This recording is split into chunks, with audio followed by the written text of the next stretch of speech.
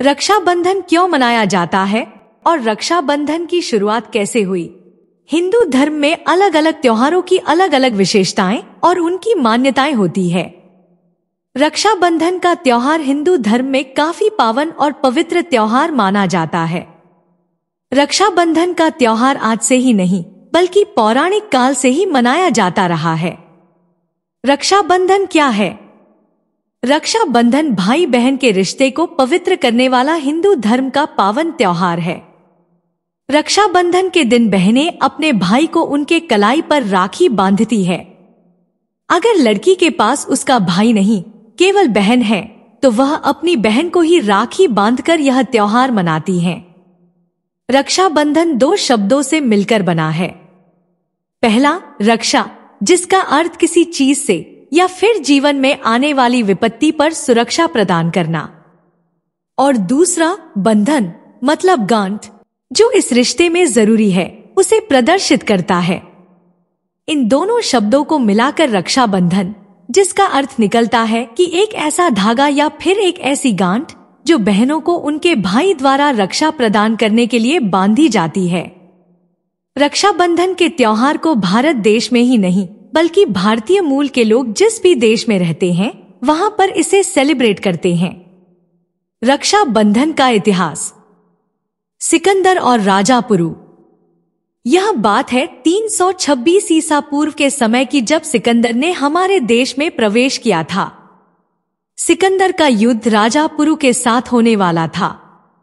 युद्ध से कुछ समय पहले ही सिकंदर की बीवी ने राजा पुरु को एक राखी भेजी और उनसे सिकंदर पर जानलेवा हमला न करने का वचन लिया।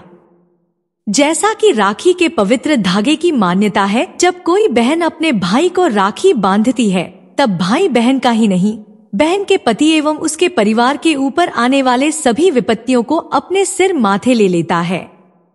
राजा ने अपने हाथ में बांधी हुई राखी के धागे को देखा और फिर उन्होंने इस पवित्र रिश्ते की मान रखते हुए राजा सिकंदर पर अपनी तरफ से जानलेवा हमला नहीं किया, और इस तरह से राजा पुरु और सिकंदर की बीवी ने जाने अनजाने में राखी के पवित्र त्योहार को मनाया और इसका मान भी रखा। देवराज इंद्र की कहानी। हिंदू धर्म में अनेकों पुराण लिखे गए हैं और उन पुराणों में से एक भविष्य पुराण में लिखा है कि जब दैत्यों के राजा बलि ने देवताओं के ऊपर आक्रमण किया था, तब देवताओं के राजा इंद्र को काफी हानि पहुंची थी और उनका आसन डगमगा गया था। देवराज इंद्र की पत्नी सची से अपने पति की हालत देखी नहीं गई और उन्होंने भगवान विष्णु जी के पास जाकर इस विषम परिस्थिति से उभरने का समाधान प्राप्त करने का आग्रह किया। श्री हरि विष्णु जी ने देवराज इंद्र की पत्नी को एक धागा प्रदान किया और कहा कि इस धागे को जाकर देवराज इंद्र की कलाई पर बांध दें, और देवराज इंद्र की पत्नी ने ऐसा ही किया।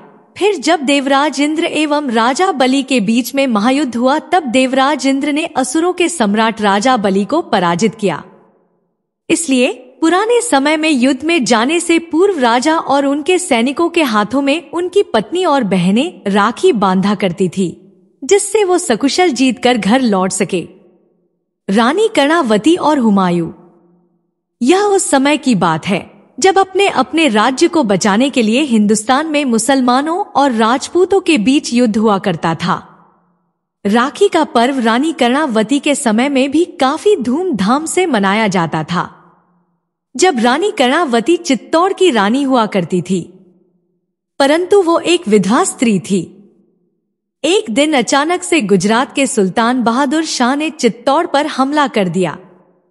रानी कर्णावती ने अपनी तरफ से युद्ध में कोई भी कसर नहीं छोड़ी, परंतु फिर भी धीरे धीरे इनकी सेना और वो कमजोर होती चली गई।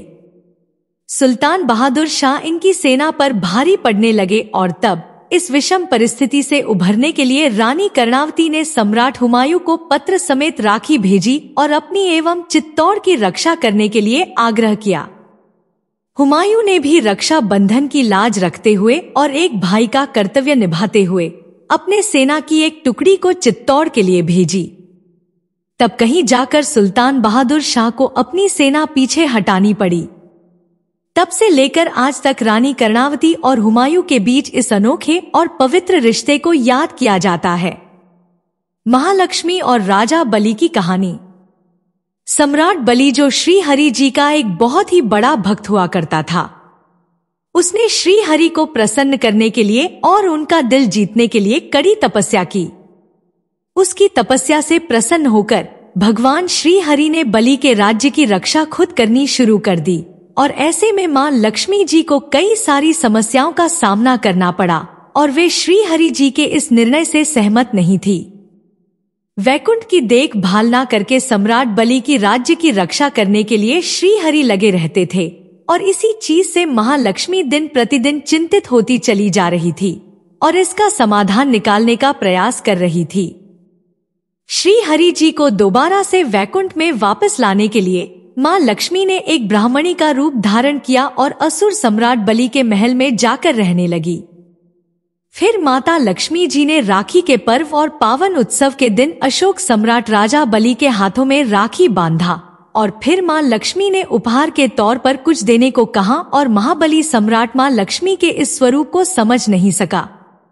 उसने कहा कि आप खुद स्वयं जो मांगना चाहो मांग सकती हो और हम आपकी मनोकामना अवश्य पूर्ण करने का प्रयास करेंगे। फिर महालक्ष्मी ने यही सही अवसर समझा और सम्राट बलि से कहा कि वह श्री हरि विष्णु से कहे कि वापस बैकुंठ लौट जाएं। चूंकि सम्राट बलि ने पहले ही उपहार मांगने का वादा दिया था, इसलिए मां लक्ष्मी की बात को मानते हुए और रक्षा बंधन की लाज रखते हुए सम्राट बलि ने श्री हरि विष्णु जी को वापस वैकुंठ लौट जाने का आग्रह किया। फिर श्री हरि वापस वैकुंठ में लौट गए, इसलिए राखी को बहुत से जगहों में बलेवा भी कहा जाता है। भगवान श्री कृष्ण और द्रौपदी की कहानी। जैसा कि हम भली भांति जानते हैं, द्वापर युग में भगवान श्री कृष्ण ने कई पापियों को यमलोक पहुंचाया था और उन्होंने धरती से पापियों को भगाने के लिए और प्रेम एवं भाईचारे के संदेश को फैलाने के लिए अपना अवतार लिया था। द्वापर युग में श्री कृष्ण जी ने अनेक लीलाएं की थी और कई दुष्टों का संहार किया था। जनहित के लिए और दुष्ट राजा से लोगों को मुक्ति दिलाने के लिए भगवान श्री कृष्ण जी ने दुष्ट राजा शिशुपाल को यमलोक पहुंचाया था। शिशुपाल और भगवान श्री कृष्ण के बीच में हुए युद्ध में कृष्ण जी की अंगूठे में गहरी चोट आई और उनके अंगूठे से रक्त बहने लगा। रक्त को बहता देख द्रौपदी ने अपने वस्त्र को फाड़कर भगवान श्री कृष्ण के अंगूठे पर बांध दिया ताकि रक्त बहना बंद हो जाए। तब भगवान कृष्ण द्रौपदी के इस कार्य को देखकर काफी प्रसन्न हुए और उन्होंने अपना रिश्ता द्रौपदी के साथ भाई बहन का बना लिया। वे तब से द्रौपदी को अपनी बहन मानने लगे। द्रौपदी को अपनी बहन मानने के साथ साथ भगवान श्री कृष्ण ने द्रौपदी से वादा किया कि जब किसी भी समय द्रौपदी को एक भाई की आवश्यकता होगी तब श्री कृष्ण अपने भाई के कर्तव्य को निभाने के लिए जरूर उपस्थित होंगे और द्रौपदी की रक्षा भी करेंगे। बहुत वर्षों बाद जब द्रौपदी को कुरु सभा में जुए के खेल में हारना पड़ा, तब कौरवों का राजकुमार दुशासन ने द्रौपदी का चीरहरण करने लगा। उस समय द्रौपदी ने अपने ससुराल वालों से आग्रह किया कि वह ऐसा ना करें और कई लोगों से सहायता भी मांगी, परंतु द्रौपदी की लाज बचाने के लिए कोई भी आगे नहीं आया, क्योंकि सब के सब अपने अपने वचन में मजबूर होकर बंधे पड़े थे। तब जाकर द्रौपदी ने भगवान श्री कृष्ण को याद किया और भगवान कृष्ण ने भाई के धर्म को निभाते हुए द्रौपदी की लाज बचा ली। तब से लेकर आज तक भगवान श्री कृष्ण एवं द्रौपदी के भाई बहन के रिश्ते को अभी भी याद किया जाता है। हर साल ब्रज में रक्षाबंधन का त्योहार बड़ी ही धूमधाम से मनाया जाता है। मां संतोषी की कहानी।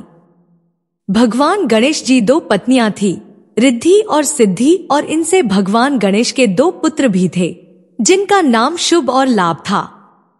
एक दिन अचानक से भगवान गणेश से उनके दोनों पुत्र शुभ और लाभ बहन लाने के लिए जिद करने लगे। वह कहने लगे कि वह कैसे भी करके उनके लिए बहन ला कर दे। भगवान गणेश उनकी जिद से परेशान हो गए। फिर उन्होंने अपनी शक्ति से संतोषी मां को जन्म दिया।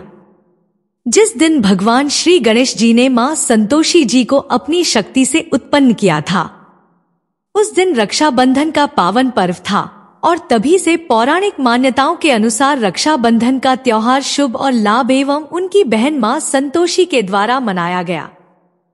ऐसी ही जानकारियों के लिए बने रहिए हमारे चैनल पर। चैनल को सब्सक्राइब करके बेल की घंटी को दबा दीजिए, इससे हमारे वीडियो का नोटिफिकेशन आपको सबसे पहले मिलता है। वीडियो अच्छी लगे तो प्लीज लाइक करके दोस्तों के साथ शेयर कीजिए। कमेंट बॉक्स में अपने विचार भी जरूर लिखिए, इससे हमें प्रोत्साहन मिलता है। धन्यवाद।